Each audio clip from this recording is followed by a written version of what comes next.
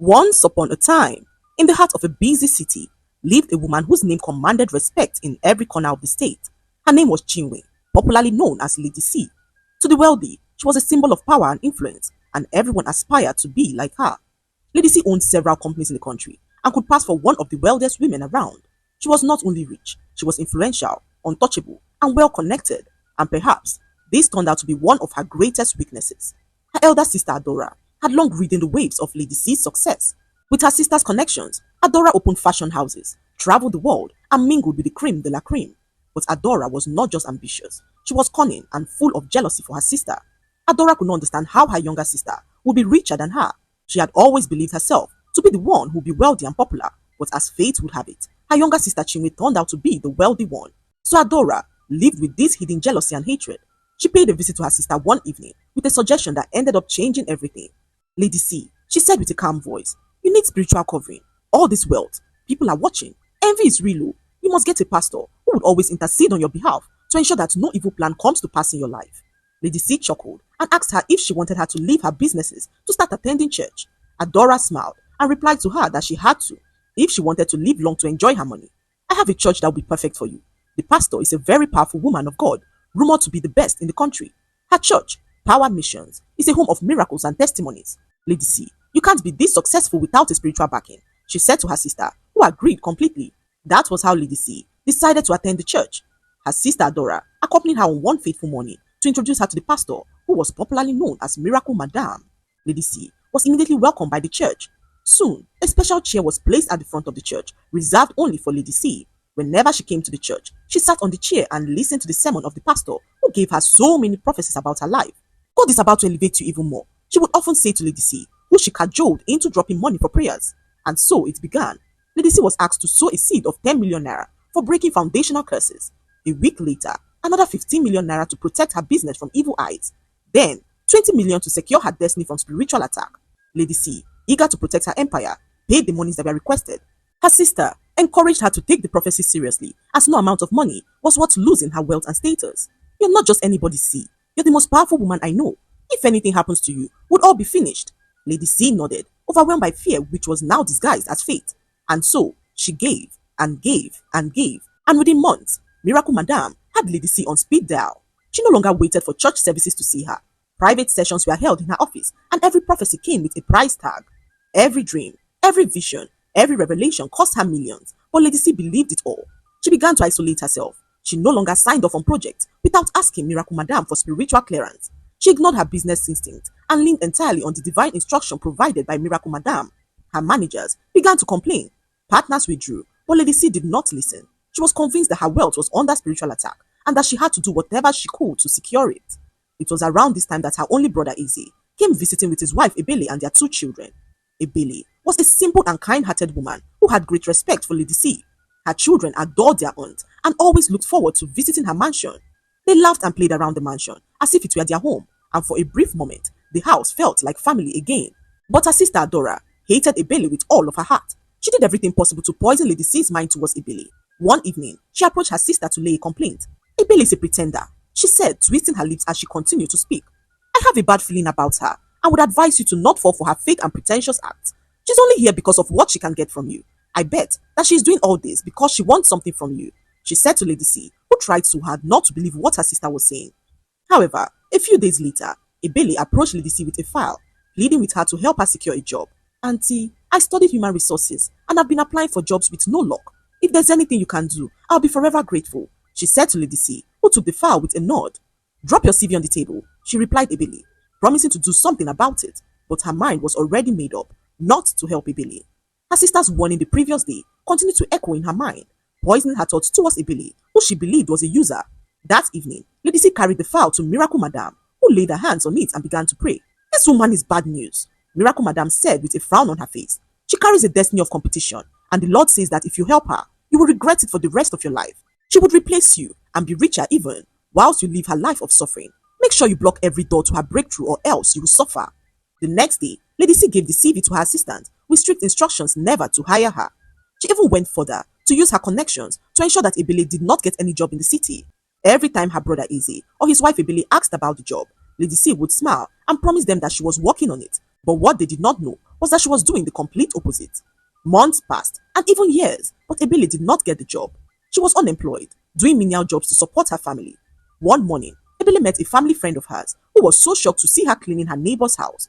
What are you doing cleaning houses when your sister-in-law is giving jobs to people who are not even related to her? The other day, I heard she gave jobs to 5 women on the street to help their lives.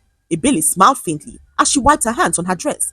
Madam C must have her reasons. I believe she's doing what she thinks is best. Her friend looked at her in disbelief. Ebele, how can you defend her after all she's done to you? But Ebele just shook her head. She's under a lot of pressure. People expect so much from her, forgetting that she's only human, she said to her friend, who shrugged and wished her luck. In her heart, Ebele believed that Lady C was still a good person. She made excuses for her, telling herself that perhaps the delay in helping her was divine timing, or that Lady C might have genuinely forgotten. Ebele then decided to pay Lady C a visit in her office. She arrived at the office and met with the receptionist, who told her that Lady C had traveled. Ebele stood there as another woman was ushered into Lady C's office to meet with her. But he said she traveled. She confronted the receptionist, who ignored her completely. Ebele in that moment could sense that something was definitely off. She turned to leave when suddenly she caught sight of Madam C strolling out of her office with her bag. Auntie, she yelled out as she approached her side. Lady C turned sharply, her expression hard and cold. What are you doing here? She asked, her voice sharp enough to slice through the air. Ebele took a step forward as she began to speak. Auntie, I just came to check on the job you promised. To do what? Lady C snapped, loud enough for the staff nearby to pause what they were doing. To beg for a job again? To cry and act like a victim? Ebele froze in shock as she watched Lady C hold out her wrist and point at her.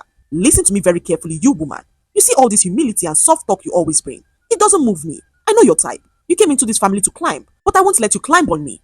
Ebele's eyes watered as she tried to defend herself. Auntie, that's not true. I just wanted help with the job. Don't you dare call me auntie. Lady C backed angrily. I'm not your mate, and I'm certainly not your auntie. I don't owe you anything. Do you understand me? You are not entitled to my money or my help, she said to Ebele, who stood there frozen as silence swept through the hallway.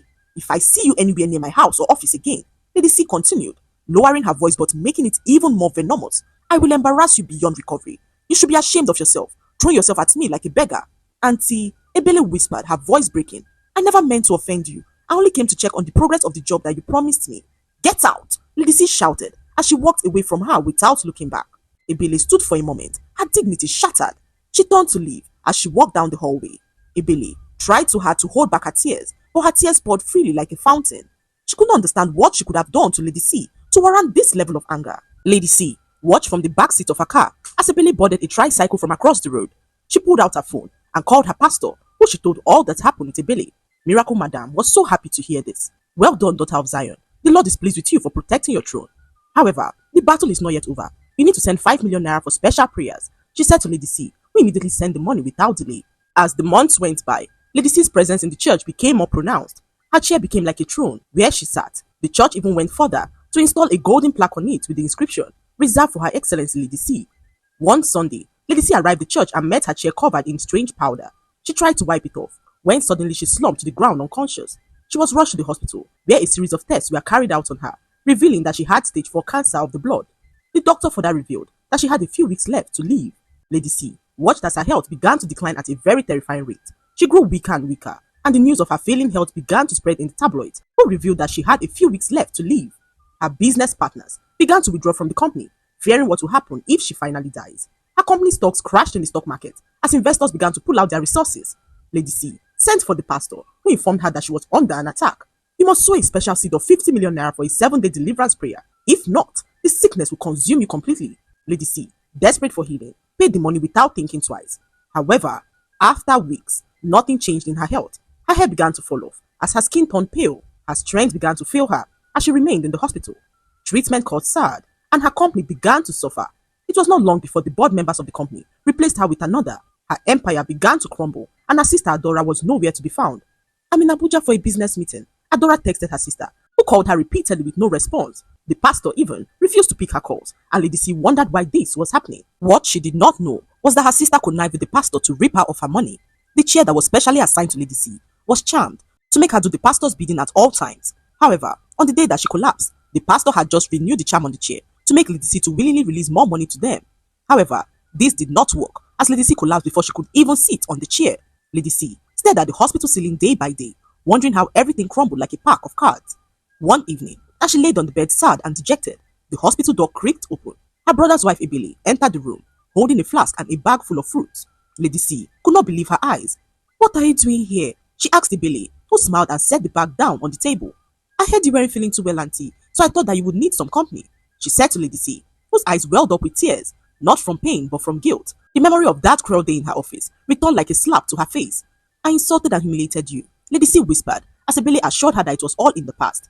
"I know you were under pressure that day, auntie," she said to Lady C, who could not believe how cruel she was to such a compassionate woman who had only showed her love and respect. Lady C requested for her phone immediately as she began to dial some numbers, pleading with the people to secure a job for Ebele. All the people she called knew of her health condition and were not willing to help. Lady C could not believe how she had fallen. From being one of the most revered figures in the state, she was now a sick woman with no power or influence, and worst of all, no one was willing to do her favors. But Ebele stayed. She came every morning with warm meals in flask, freshly squeezed juice, clean towels, and gentle smiles. She cleaned Lady C's room, massaged her feet, helped her bath when the nurses weren't around, and even sat with her for hours, talking and holding her hands when she was too weak to speak. The doctors and nurses began to notice her constant presence. "That's her sister-in-law," one nurse whispered to another. "She's been coming every single day. You think that she was even her daughter?" Ebele never for once brought up the past. She never mentioned the office humiliation, never asked for help again, never looked at Lady C like she owed her anything. She just loved and served her from her heart. One night, when Lady C was too weak to lift her spoon, Ebele fed her slowly, wiping her lips gently after each spoonful. Lady C looked at her with trembling eyes and asked why she was doing this for her. Ebele replied, "Because you're family, auntie, and because I still believe that the real you is in there somewhere." For the first time in weeks, Lady C smiled, a weak, broken smile. It was shortly after that moment that her sister Adora reappeared, dressed in a glittering gown and high heels. She strolled into the hospital like royalty. "Oh my God, Chinwe, you look so different," she said, her voice laced with first concern. "I've been so busy with business, but I've come now, and I'll take care of everything." Lady C did not say much. She just nodded weakly. Over the next few days, Adora began making phone calls, not to doctors or caregivers, but to lawyers and estate managers. She asked for updates on her sister's properties. She began insisting on getting her sister to sign over powers of attorney. "You never know, Chinwe," she whispered one morning. "Things could go south. Let's put this in place just in case." Lady C watched her carefully. She saw how quickly Adora grew impatient when doctors entered the room. She noticed how Adora didn't know how to help her sit up or where the painkillers were kept. And in those moments, she saw her sister's heart. One morning, as she lay quietly in bed, expecting the worst, a young doctor came rushing in, breathless and urgent. "Lady Chinwe, we are so sorry. There's been a mix-up in your medical records." Lady C's heart skipped. "What do you mean?" "There was a lab error. You do not have cancer. Your blood sample was switched with another patient. You're suffering from an infection that mimics some symptoms of leukemia, but is completely treatable." Lady C sat up dazed. "I'm not dying." "No, ma'am. You're going to be fine." She was discharged 2 weeks later, but she didn't tell anyone. She told the hospital staff to keep it confidential and returned quietly to her mansion. Lady C acted so weak and fragile, as if death still lingered around the corner. Her sister Adora resumed her daily visits, pushing for the signing of documents. She brought in lawyers and even threatened Lady C with the company's future if she didn't do the right thing. But Lady C waited. And then one day, as Adora laid out documents in front of her, demanding she signs over her estate for the good of the family, Lady C slowly pushed herself up from the bed. She looked her sister in the eye and said, "You truly believed I was going to die, didn't you?" Adora's eyes widened in confusion. "What are you talking about?" she asked. "I'm not dying. Not anymore," Lady C said, standing to her feet, strength surging through her body. "I never had cancer, Adora. The hospital made a mistake, and I decided to keep quiet and see what you would do. And now I know." Adora staggered back, speechless. "But you see," Lady C continued, her voice now firm and steady, "while you were out trying to gather my properties, the woman you tried so hard to poison me against was the one who fed me, cleaned my wounds, bathed me, and stayed with me through every long, painful night." Ebele entered the room quietly, pausing in shock at the scene before her. Lady C turned to her with soft, grateful eyes. "Ebele, I owe you more than I can ever repay." She walked over to her, took her hand, and turned to the lawyer waiting nearby. "Prepare a new document. I want to transfer the management of one of my companies to Ebele. She'll be the director, and make sure it's stated clearly that the position is permanent."